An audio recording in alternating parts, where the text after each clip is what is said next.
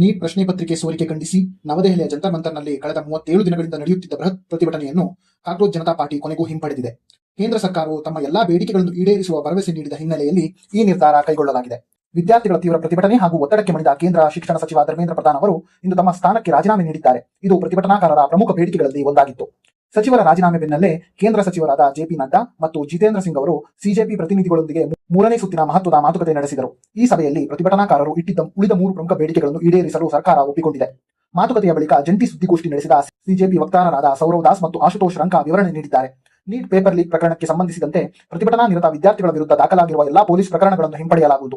ಭವಿಷ್ಯದಲ್ಲಿ ಅವರ ಮೇಲೆ ಯಾವುದೇ ಕ್ರಮ ಜರುಗಿಸುವುದಿಲ್ಲ ಮತ್ತು ಪೇಪರ್ ಲೀಕ್ ಬೇಸರದಲ್ಲಿ ಆತ್ಮಹತ್ಯೆ ಮಾಡಿಕೊಂಡ ವಿದ್ಯಾರ್ಥಿಗಳ ಕುಟುಂಬಗಳಿಗೆ ನಿಯಮಾನುಸಾರ ಸೂಕ್ತ ಪರಿಹಾರ ನೀಡಲಾಗುವುದು ಎಂದು ಸರ್ಕಾರ ಲಿಖಿತ ಭರವಸೆ ನೀಡಿದೆ. ಸರ್ಕಾರವು ಸದ್ಭಾವನೆಯಿಂದ ಎಲ್ಲಾ ಬೇಡಿಕೆಗಳನ್ನು ಅಂಗೀಕರಿಸಿರುವುದರಿಂದ ಜಂತರ್ ಮಂತರ್ ಹಾಗೂ ಇತರೆ ಪ್ರತಿಭಟನಾ ಸ್ಥಳಗಳಲ್ಲಿರುವ ಎಲ್ಲಾ ವಿದ್ಯಾರ್ಥಿಗಳು ಮತ್ತು ಪ್ರತಿಭಟನಾಕಾರರು ಶಾಂತಿಯುತವಾಗಿ ತಮ್ಮ ಮನೆಗಳಿಗೆ ವಾಪಸ್ ತೆರಳಬೇಕೆಂದು ಸಿಜೆಪಿ ನಾಯಕರು ಕರೆ ನೀಡಿದ್ದಾರೆ.